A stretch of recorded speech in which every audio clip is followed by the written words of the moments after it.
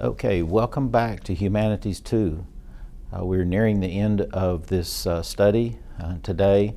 This next to the last study, we're going to look at John Dewey, and by relation, we're going to also look at some of the other American pragmatists in the whole school of American pragmatism, but we'll be focusing on John Dewey today, his influence upon American society through education. It's well known that he is sometimes considered the father of progressive education in America. So let's just jump right into this. John Dewey promoted the American school of philosophy known as pragmatism. Now, this is a new way of thinking. Now, it grows out of previous thinking, like nearly every new school does in some way or another. But pragmatism is a unique American school of philosophy. And so, in other words, this is something that born and bred here in America, made in the USA, and distributed around the world, so to speak. So, with his mentor, Charles Peirce and William James, this triumvirate of pragmatic philosophy will exert a great influence upon American society and upon educational theory. Okay? Dewey is probably the one that applies this theory most practically, at least, to American education. James also has a lot of application, especially in psychology. Peirce even less so, because he's more of a 19th century figure. But Dewey has, for one reason, a very long life and a quite prolific pen. He's able to influence through many, many years as being a professor his thoughts upon American society. So Dewey focuses on education, James also on education, but especially psychology, a new and rising field right around the same time as Freud, but a distinctly different type of approach to psychology. And of course, Peirce focuses mostly on epistemology, and Peirce is going to be one of the deep thinkers that affects both Dewey and James. Dewey follows Peirce more than James, but it's kind of like I said, they're a triumvirate, and they all interplay together. Okay, so Dewey studied under Peirce at Johns Hopkins University, and this is part of the reason that he moves away from some of his old idealistic ways of thinking. Idealism would be, for example, that thought of Kant and especially Hegel. Dewey first started his studies in philosophy studying those guys, and he thoroughly absorbed the Hegelian view of philosophy. But under the study of Peirce, he's going to move away from that and become more of a radical empiricist and a pragmatist philosopher. So pragmatism closely aligns with the ideas of utilitarianism. And we will briefly look at utilitarianism just so that we can understand what that means. But it's kind of a working out of utilitarian ethics. Utilitarianism basically says that we should act in such a way as to promote the well-being or the good for the most number of people. In other words, that's the end, that's the consequence, and whatever it takes to get to that end is the proper means, because the end is what matters. Okay, sometimes those who don't like utilitarian ethics usually label it as the ends justifies the means approach to ethics. But pragmatism is going to be closely aligned with utilitarian ethics. Dewey's own form of pragmatism he often called instrumentalism, and to look at different ideas, what we call truth and so forth, as instruments. In other words, it is a tool, if you will, an instrument to help us to accomplish something. And so, in other words, I don't use a screwdriver just because I want to use a screwdriver. I always use it to get something done. In other words, it's a means to get something done. And so it is with all the tools that human beings make and use.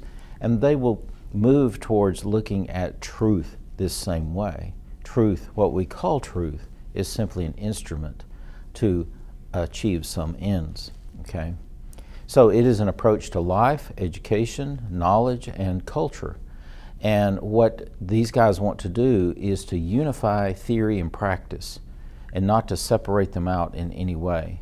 And so, like I said, this is a unique introduction of the pragmatic way of thought into the American culture. And we are today really, in a lot of ways, thoroughgoing pragmatists. And it's just part of the popular culture that we live in.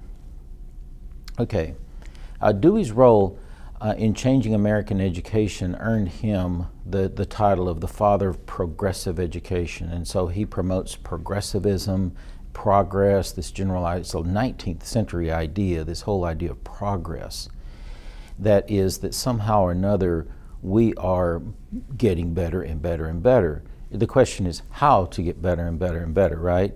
How to progress. So I think that the concept of progress is interesting, but it leads you to ask the question, what exactly, how do you know when you've arrived? How do you know when you made a step forward? And how did you make the step, okay? But he's considered the father of this whole approach to education. And he's usually considered the most influential American philosopher of education as well. So he lived a life of celebrity. He was a public intellectual. He lived and enjoyed a lot of notoriety and lived to a very old age, I think 92 years old. And so untold millions of people spanning almost a century of time have come to think that his educational ideas in some way are just the way things are and the way things should be. He's that influential. So we're going to look at several key themes here. First, we'll look at Dewey's naturalistic worldview. He doesn't start off as a naturalist, but he matures into one and then finishes out life as a full-blown naturalist, adopting the Darwinist approach to human nature. Next, we'll look at his pragmatism and instrumentalism and go deeper into the workings of that epistemology.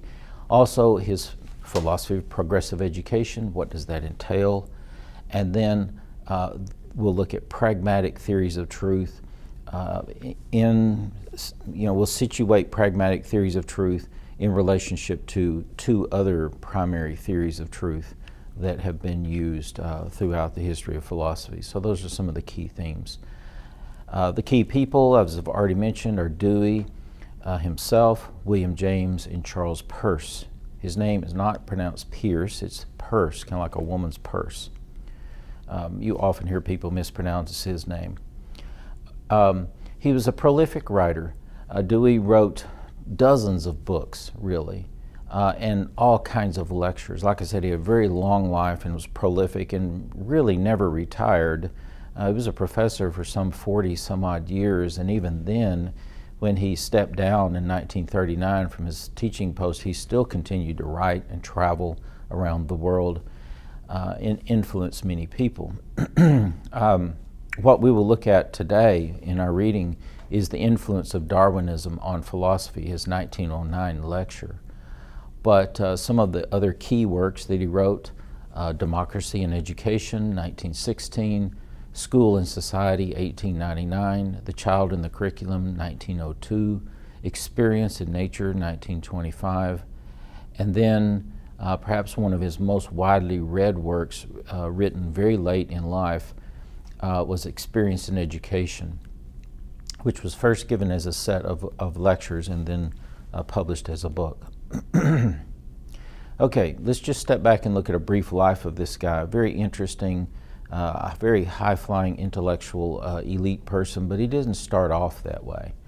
Dewey ranks as one of the most influential Americans of the 20th century. Born October the 20th in 1859 in Burlington, Vermont, he was the third of four sons of Archibald Dewey and Lucina Rich, both of whom came from old Vermont families. After preliminary schooling at public schools in Burlington, he entered into the University of Vermont in 1875. Now, just put this in context. He's born before the Civil War begins, so obviously he's a small child when it ended, but he's goes that far back. And so he's a late 19th century thinker and when he comes into his full maturity. But then he goes on into the 20th century and lives for another half century. He dies in 52. So you can see, very long life, and that really does make a difference. I mean, had he died, the way average men died at that time, when he was 72, that would have cut 20 years of influence and prolific writing, off of his life. So that's not to be forgotten. After teaching a few years, after he graduated from the University of Vermont, he enrolled in a doctoral program at Johns Hopkins University, where he's going to receive his doctorate in 1884. He taught at the University of Michigan for a while and the University of Minnesota for about a decade. And then in 1894, he became the head of the Department of Philosophy at the University of Chicago. No small feat, a very influential university. He turned full attention at this point to the philosophy of education, and he started something known as the Dewey School, and it was a kind of a laboratory for studying pedagogical methods with children and seeing, through empirical observation and experience, what kind of pedagogical methods worked and helped children to learn.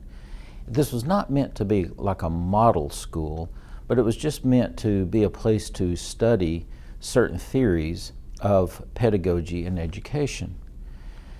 And so he put a lot of emphasis on the psychology behind it and then the empirical observation of those methods. It was kind of a functioning lab. So Dewey studied all kinds of ideas and concepts to see the consequences, to see what the outcome of these methods were in educating children.